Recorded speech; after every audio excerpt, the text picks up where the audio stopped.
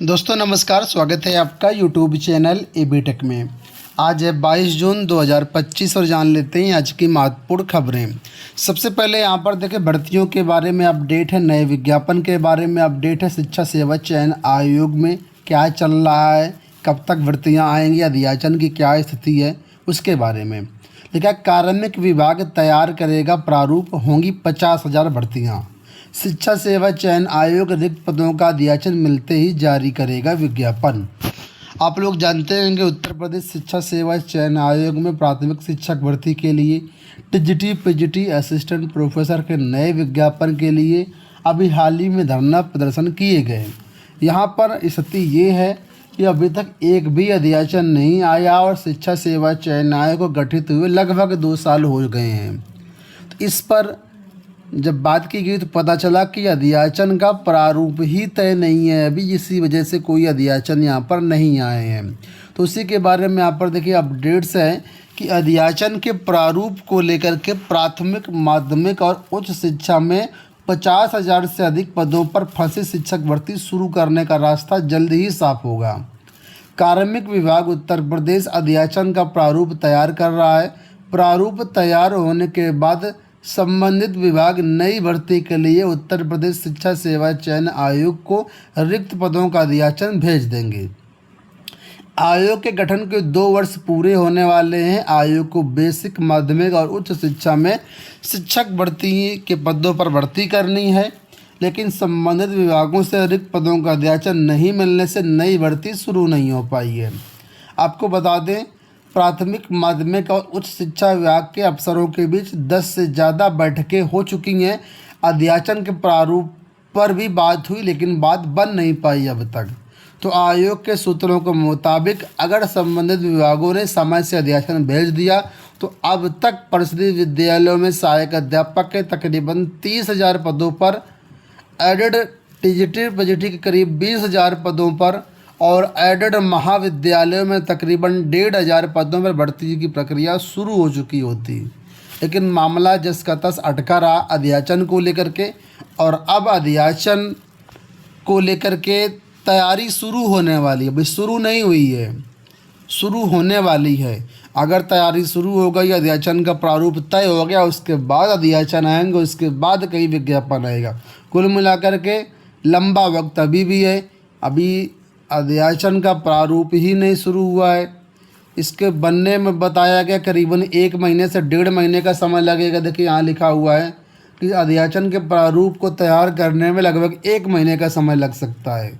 ठीक है, तो ये कुछ मिलाकर के हवाई बातें हैं, इसमें कुछ अभी होने वाला है नहीं। सरकार जानबूझ करके इसमें देरी कर रही है, बस छात्रों को फुसलाने के लिए इस तरीके से न्यूज़ जानबूझ करके प्रकाशित कराई गई, ऐसा मुझे लगता है। बाकी आपको क्या लगता है कमेंट बॉक्स में बताइएगा।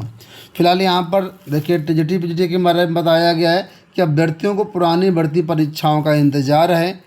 21-22 जुलाई को टीजीटी पीजीटी जो टीजीटी की प्रस्तावित परीक्षा थी वो भी टलने के आसार पूरे हैं। ठीक है, नई परीक्षा तिथियाँ अभी पीजीटी की नहीं जारी हुई है, टीजीटी की नहीं जारी हुई है। जो पुरानी भर्तियां आयोग नहीं करा पा रहा, इसमें तो कोई अड़ंगा भी नहीं है, उसके बाद भी ये हाल है। तो अब क्या समझ रहे हैं कि नया विज्ञापन इतनी आसानी से दे देगा ये आयोग? यहाँ देखिए अपडेट्स है कि पीजीआई से 1397 पदों पर भर्ती के लिए आवेदन प्रक्रिया शुरू हो गई है। पीजीआई में नर्सिंग ऑफिसर समेत दूसरे पदों पर भर्ती के लिए ऑनलाइन प्रक्रिया शुरू है। संस्थान की वेबसाइट sgpgims.org.in पर जाकर के आप आवेदन संबंधी सारी जानकारी ले सकते हैं। आवेदन की आखिरी तारीख 18 जुलाई है। पीजीआई ने नर्सिंग ऑफिसर के 1200 पद समेत 1397 पदों पर भर्ती का विज्ञापन जारी किया है।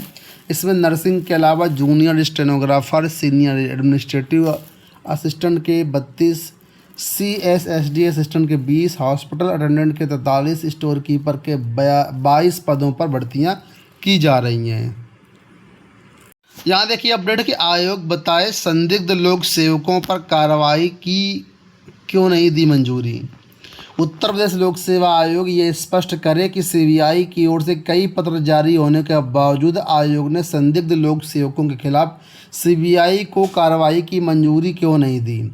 ये मांग उन अभ्यर्थियों की है जिन्होंने भर्ती परीक्षाओं में धांधली के खिलाफ सीबीआई के समक्ष अपना बयान दर्ज कराए थे।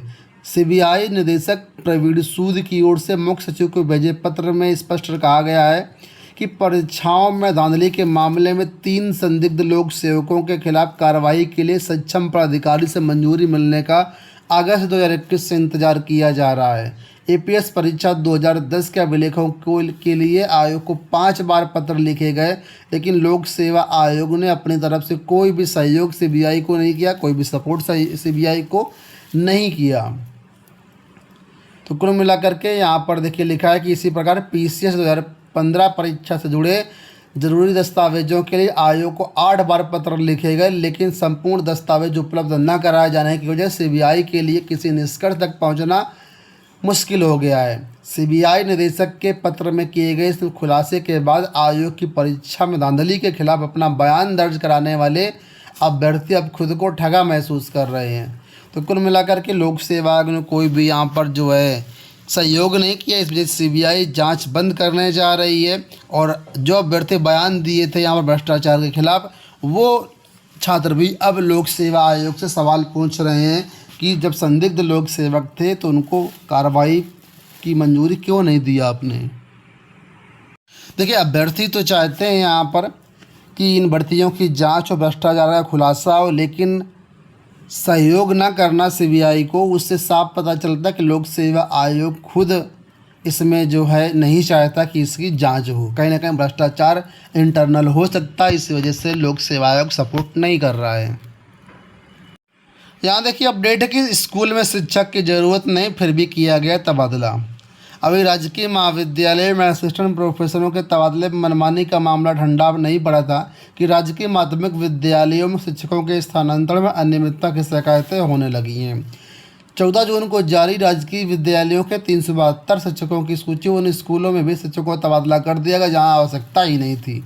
ऑनलाइन व्यवस्था ही पूरी तरह से सवालों के घेरे में खड़ी है, क्योंकि उन स्कूलों में भी शिक्षकों का ट्रांसफ़र हुआ जिनकी रिक्ति पोर्टल पर प्रदर्शित ही नहीं गई थी। यही नहीं, स्थानांतरण में 20 मई को जारी शासनादेश का भी जमकर उल्लंघन हुआ है।